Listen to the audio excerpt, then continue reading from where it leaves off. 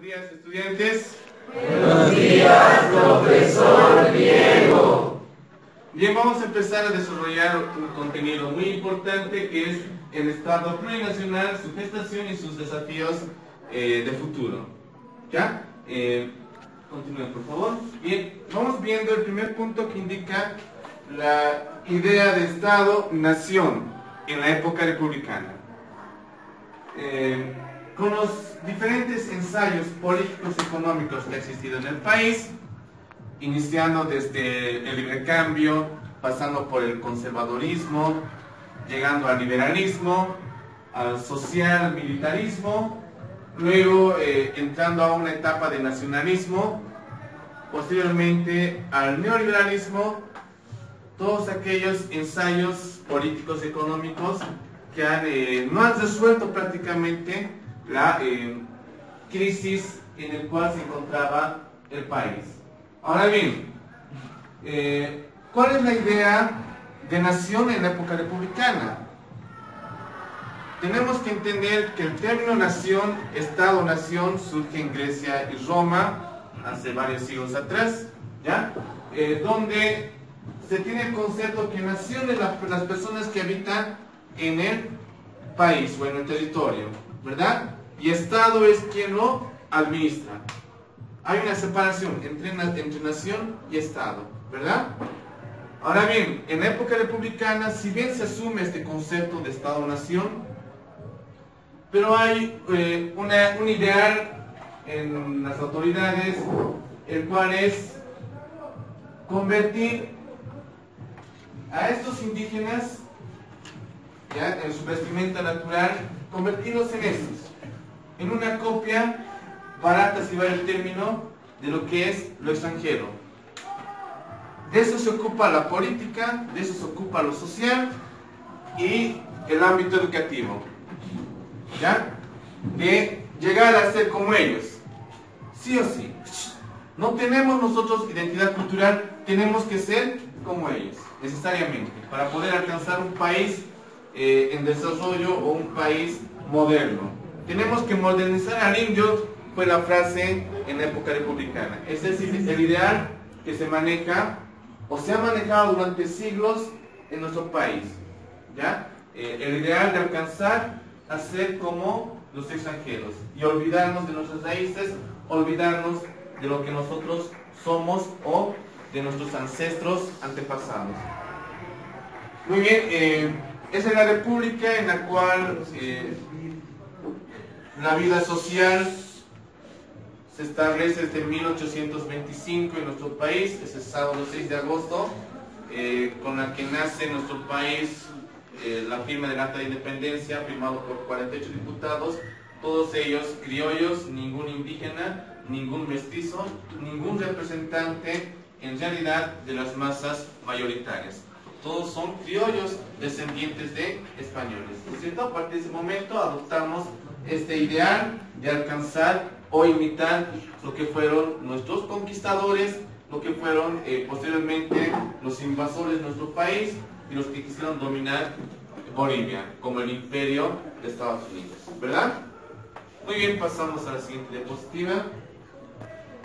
La concepción de nación en el Estado plurinacional de Bolivia. ¿Cuál es la concepción de nación hoy en día en el Estado plurinacional? Si bien en la República hemos notado o advertido que la nación tiene un ideal, ¿verdad? La nación boliviana, es decir, la población boliviana, tiene un ideal, es de alcanzar a los países extranjeros, ¿verdad? Imitar tal cual se visten, tal cual viven, tal cual hablan, una copia prácticamente barata de lo que son los europeos a un principio, luego los estadounidenses y nuestros países vecinos como Argentina, Brasil, principalmente, ¿verdad? Bien, sin embargo, en el Estado plurinacional la concepción de nación cambia. Ya no es esa nación que quiere alcanzar ese ideal, sino es esa nación que quiere recuperar sus raíces, ¿verdad? Sus costumbres, sus tradiciones, sus formas de vida, su forma económica que existió al inicio de su nación. Profe, una pregunta. Entonces, más antes las entidades o las culturas de Bolivia se sentían de una manera obligada a tener que copiar a estos imperios en sí, como el europeo y el norteamericano, el estadounidense. Así es, las mismas políticas de gobierno, las mismas leyes, los mismos ámbitos de la educación obligaban al niño, en primera instancia, a las personas del área rural a imitar. Por ejemplo, un claro ejemplo que podemos notar en esto es el idioma, ¿verdad? Quizás ustedes no han visto o no han visto en algún momento de su vida o han escuchado a sus abuelos, sus papás contar que antiguamente era prohibido hablar un idioma originario. ¿Por qué prohibido? Porque era causa de burla, causa de retraso cultural, causa de ignorancia. Había una frase muy interesante de las mamás de ese entonces que decían, al niño le decían, no vas a hablar en quechua, no vas a hablar. ¿Por qué? Porque si hablas tus compañeros te van a molestar y tu profesor te va a molestar. No vas a hablar en clase. ¿Ya? Entonces el niño tenía que ir asimilando esta idea de que el superior es quien habla castellano o español y el inferior es quien habla este idioma originario. ¿No es cierto? Durante mucho tiempo entonces nuestros pueblos han estado invisibilizados en cuanto a la muestra de su cultura, a la muestra de su identidad. Una pregunta. Estaba viendo la imagen de Bolivia y sus 36 naciones y me preguntaba cuál llegaría a ser la verdadera identidad cultural de Bolivia si Bolivia tiene 36 culturas en todo el territorio. ¿Ya? Nuestra constitución indica que reconoce la existencia de muchas culturas, muchas naciones en construcción de un solo estado o un solo país. Es decir, estas 36 naciones van construyendo el país. ¿Ya? Hay una diversidad de nacionalidades.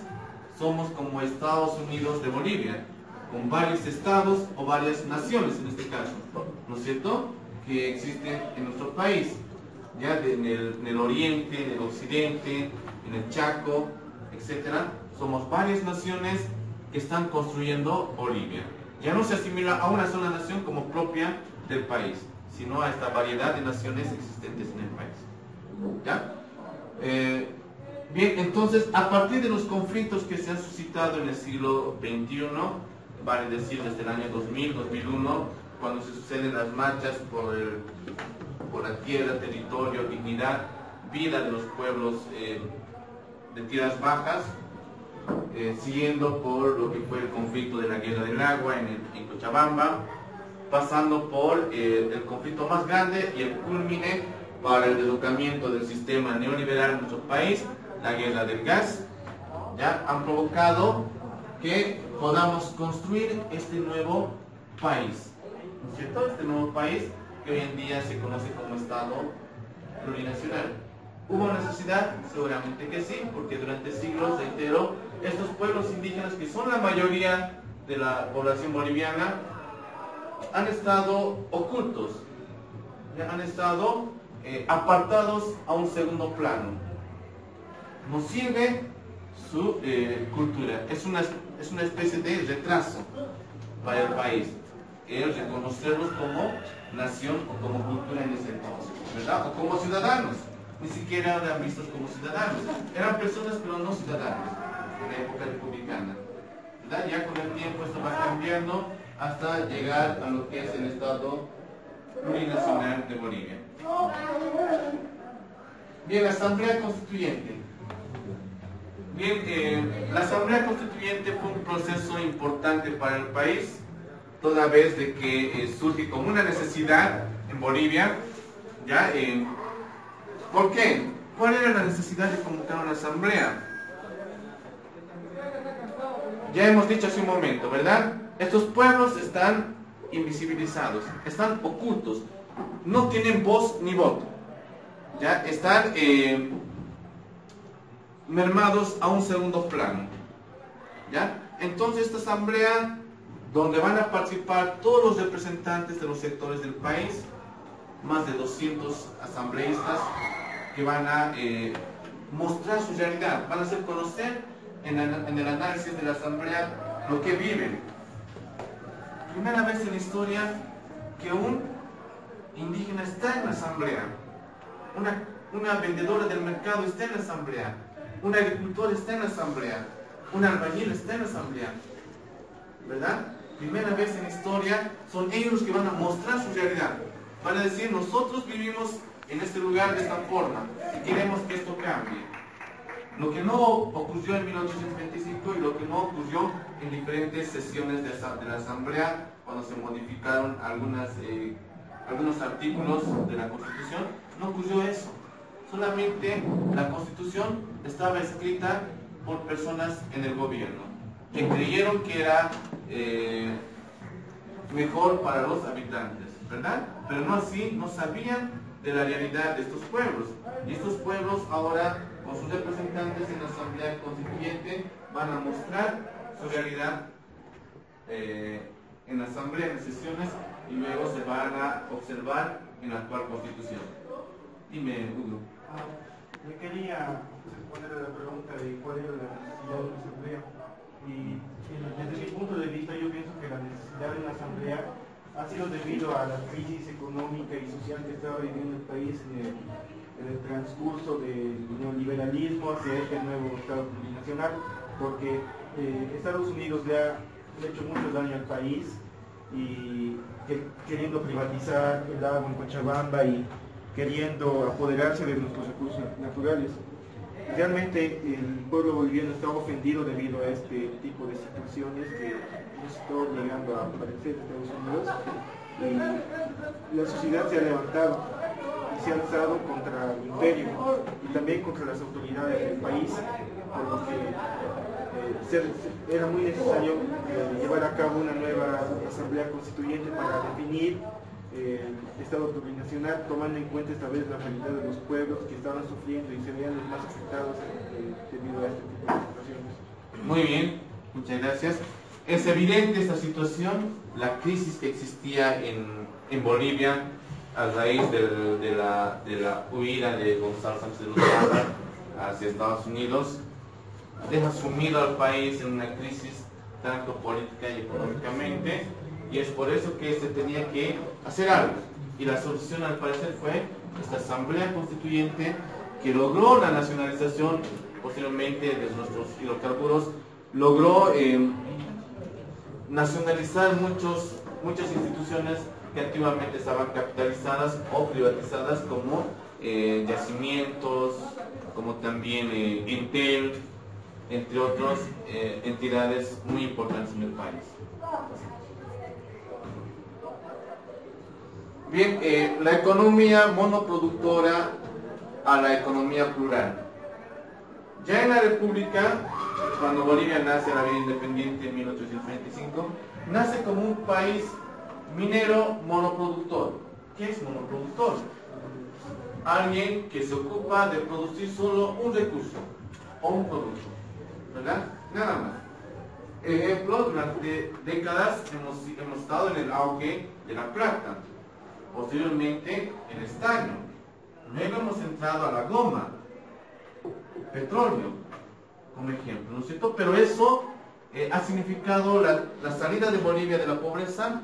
No, porque nos hemos enfocado solamente a producir este recurso y nada más, ¿verdad? No hemos visto otras alternativas para fortalecer la economía del país, no hemos visto otras opciones que puedan ayudar al crecimiento económico y desarrollo del país. Nos hemos enfocado, reitero, solamente en un solo producto o un solo recurso para la exportación. Este recurso caía en crisis o bajaba el precio, Bolivia en crisis, ¿verdad? Pero ya en el Estado plurinacional de Bolivia, que propone una economía plural, familiar y diversa, ya no es solo un producto, ya no somos monoproductores. Si bien el sostén el sostén de la economía está en la explotación de nuestros hidrocarburos, pero también estamos buscando otras opciones. como la agricultura. Estamos tratando de exportar nuevos productos como la quinoa, el trigo, ¿verdad?